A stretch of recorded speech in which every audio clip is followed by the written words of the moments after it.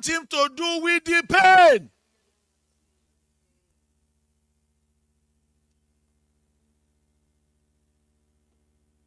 What do you want with the pain? Are you sure? You think he doesn't know you have a pain? He does. But what do you want? That's why Jesus will ask them, what do you want me to do for you? Jesus will ask them, do you believe I can do it? Have you noticed those two questions? Jesus will always ask, what do you want me to do?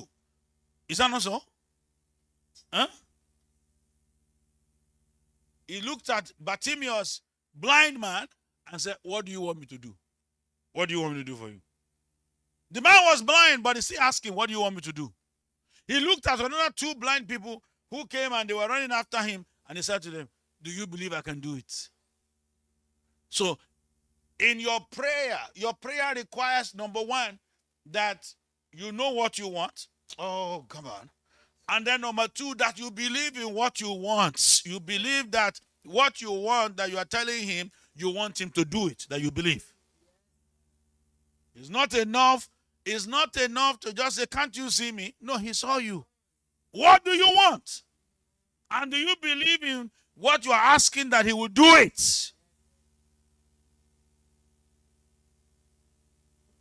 So Jairus said to Jesus, I want you to come and lay your hands so that she will be healed and she will live. And in verse 24, the Bible says Jesus followed. Jesus followed. So that's the first thing God asked me to tell you this morning. He's not concerned about your pain, so don't tell him about your pain. It's concerned about what you want him to do with the pain. It's concerned about your belief. Do you believe? Number one is, what do you want him to do? Number two, do you believe that what you want him to do, he can do it? Oh, come on. Somebody help me preach this thing this morning.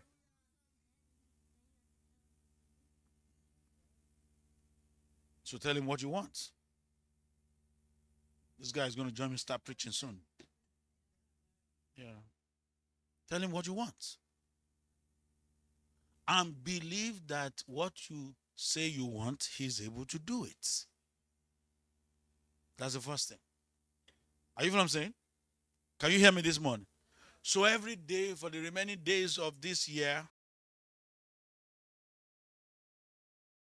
trouble, he doesn't want, he knows. But what do you want? What do you want? And what do you believe in what you're asking him to do? Because for Jairus to have left his situation the way he left it, to come looking for him, it means that he believed. Someone say he believed. He believed in what he was asking for, that he's able to do it. Are you know what I'm saying? And Jesus didn't argue. Jesus just followed him. Are you hear what I'm saying?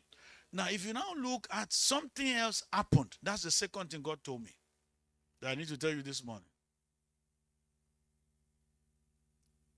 Between verse 25 and verse 35, almost 10 verses, there was a delay.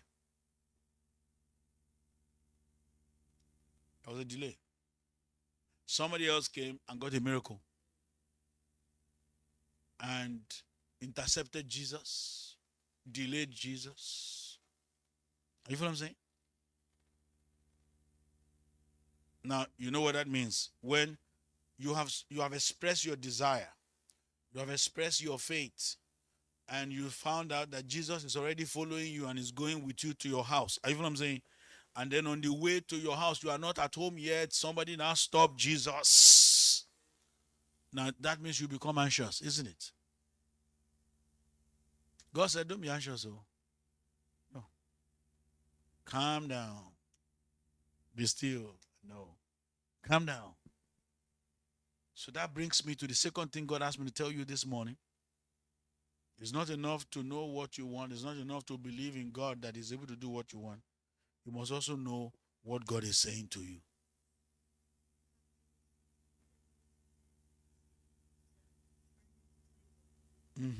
You got it.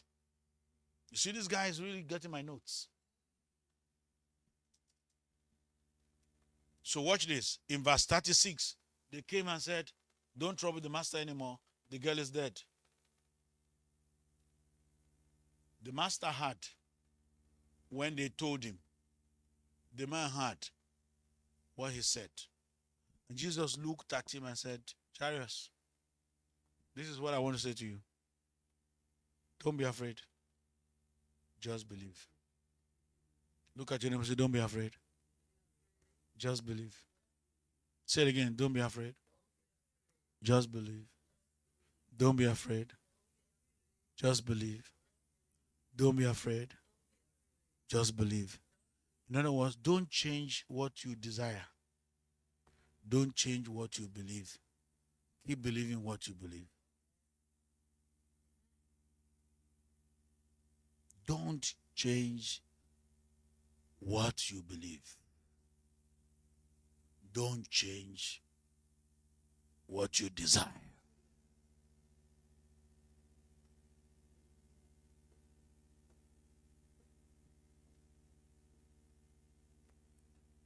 So number one, what was it you said? Keep saying it. What was it you believe? Keep believing it.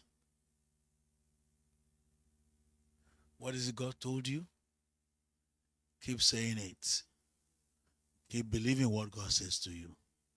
Because it's going to turn out for your good. God is not a man that he will change his mind. Are you listening to me this morning? But you know the end of the story there. At the end of the day, the 12-year-old girl came back to life. Is that not it? Because he held on to what he said. He held on to what he believed. And he held on to what God told him to do. Amen. To back to life. God helped the daughter back to life. Are you what I'm saying? That's because he held on to what he said.